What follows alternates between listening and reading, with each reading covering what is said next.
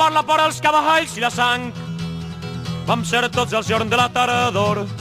Vam ser tots el jorn de la tarador. Cores e cops de martell, cores e cops de treball, cores e cops de martell, cores e cops de treball, cores, cores, i tots junts començant, i tots junts començant, i tots junts començant. Vam ser tots el jorn de la tarador. Vam ser tots el jorn de la tarador. Vam ser tots el jorn de la tardor, quan la llum de l'estiu s'apagava. Vam ser tots el jorn de la tarador. Vam ser tots el jorn de la tarador. Bueno, yo recuerdo el sentimiento valencianista que predominó en esa manifestación, por mucho que se quiere decir. La dreta i al carrer, juntament amb l'esquerra, i demanen, jo crec que la dreta, sense massa sentit, sense saber massa ben bé el que demanava, perquè el demanar Estatut d'Autonomia no coincidia amb el que l'esquerra entenia per Estatut d'Autonomia. Yo estuve en ella y, en fin, participando pues, como expresión de los sentimientos estos. O sigui, realment la sorpresa de veure tota aquella, el senyor Satars i tota aquella gent per llibertat, amnistia i Estatut d'Autonomia. Hi havia trampa. Jo crec que en aquella manifestació, evidentment, hi havia trampa.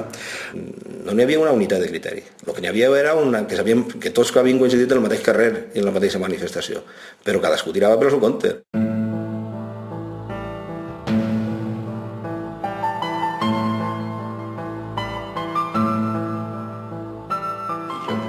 Tant el Partit Socialista Popular com el PSPB pensaren que era més viable crear un gran partit socialista que fora capaç de transformar la realitat, que mantindrés en els seus principis, i en aquest sentit sí que va ser, jo crec, que una dosis de generositat molt important la que va fer possible en aquell moment la fusió de tots els partits socialistes. Que era impossible casar en una tradició centralista jacobina con la del Partit Socialista una opció de caràcter de Partit Socialista del País Valencià, que en última instància no era més que un apèndix que venia a matisar algunes de les formulacions polítiques que el mateix Partit Socialista feia. El Partit Socialista del País Valencià, PSOE, ha sigut distint al que haurà sigut el Partit Socialista Obrer Espanyol, simplement. El PSPB no se va fer per entrar en el PSOE. Unió Democràtica es va fer molla. Lluís Monraval, que era el líder, es començar a arrimar-se a UCD per anar-se. Uns pocs s'integraren, concretament Vicent Lluís Monraval, i molts se n'anaren a casa. I en aquest episodi s'acaben les dues vies, diguem-ne, nacionals hipotètiques valencianes. En un país de botiguers que no hagi funcionat, per exemple, una Convergència i Unió en València, és una cosa que es tenien que pegar contra la paret.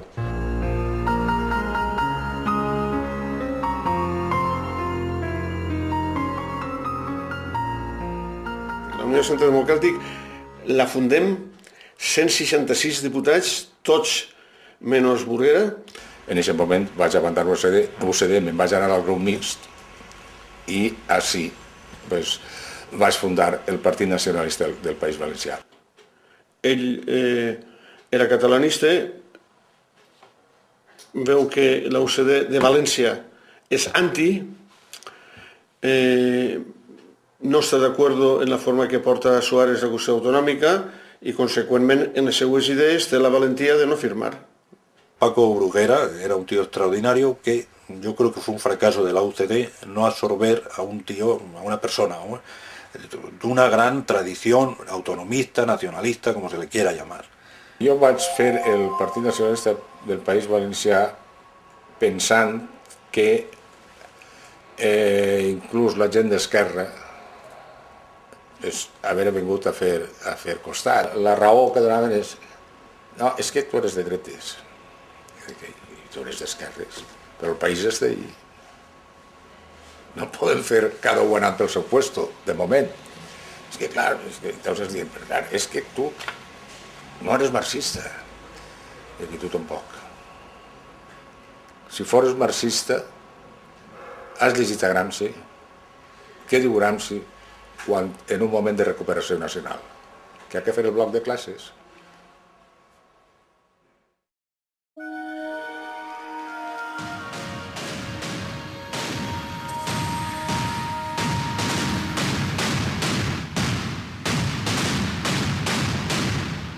La batalla. ¿Exactamente te refieres a la pérdida de Almansa? Queda muy bonito decir que hubo una batalla de Valencia. Yo tanto como batalla no. Que hubo una lucha por Valencia sí, però batalla... Una batalla sobre models de país. La batalla de València es va viure mal. Es va viure mal perquè, lògicament, allò era una agressió perfectament organitzada contra la llengua, contra la cultura, contra tot allò que nosaltres estàvem defensant, que veníem defensant des de ja feia una sèrie d'anys. No és una batalla, va ser concretament, doncs va ser una discreta massacre que va realitzar la dreta en l'esquerra i el nacionalisme. Més que la batalla en tot cas seria la pallissa de València, perquè clar, no va ser una batalla en absolut en peu d'igualtats, no? Vull dir, alguns anaren a la batalla amb paper i llapis, i uns altres anaven a la batalla i tenien ràdio, premsa escrita, diaris, televisió, en fi, en definitiva, tot l'estat darrere, no? La batalla de València, pues no sé, jo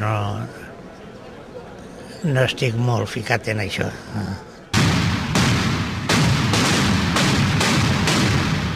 És que els catalans desitgen ser un imperi allà ells, però no a casa meva.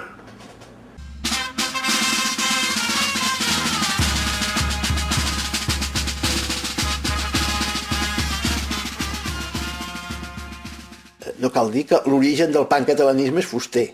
Sense Fuster no existiria. I Fuster, doncs, en aquella època era molt dur amb això. El fantasma de Catalunya per a la gent, per a qualsevol, inclús per a qualsevol allò que quasi s'anomenen blaveros, quan tu li preguntes a un senyor d'estos i a vostè no li agradaria tindre un Pujol així, i tots te diuen que sí. O sigui, que no ho en sabut vendre. No en sabut vendre. La gent es pensava que Catalunya estava en estanques entrant per Pujol i que se mos anaven a fer una cosa així rara, i dius, escolta, però vostè ha vist si les tropes invasores, els catalans, diguem-nos, el que hem de fer, els catalans ja tenen prou en lo d'ells. La gent que seguia en la universitat la teoria de Fuster era una gent molt diferent i molt distanciada de la gent que anava a la processó cívica del 9 d'octubre o que anava a la processó religiosa de la Mare de Déu.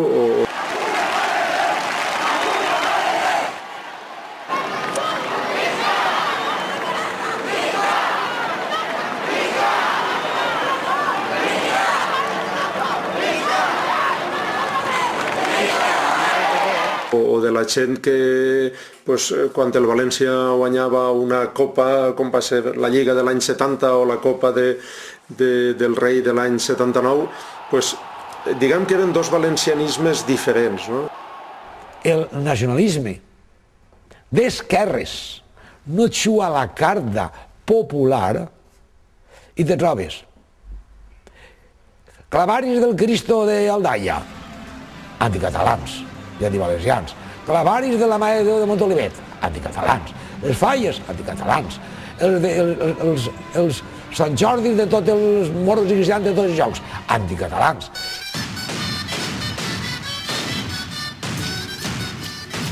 No hi ha un censor com antigament venia i revisava el projecte i fiscalitzava el monument. Avui dia no hi ha ningú que faci això. És pitjor encara. El problema és que si tu mateixa fas un tipus de falla que ataques políticament a algú, i sobretot si algú està en el govern, o ataques o utilitzes un mitjà de comunicació com pot ser la llengua, en aquest cas la llengua catalana, doncs estàs censurant-te tu mateixa perquè la gent no te va contractar.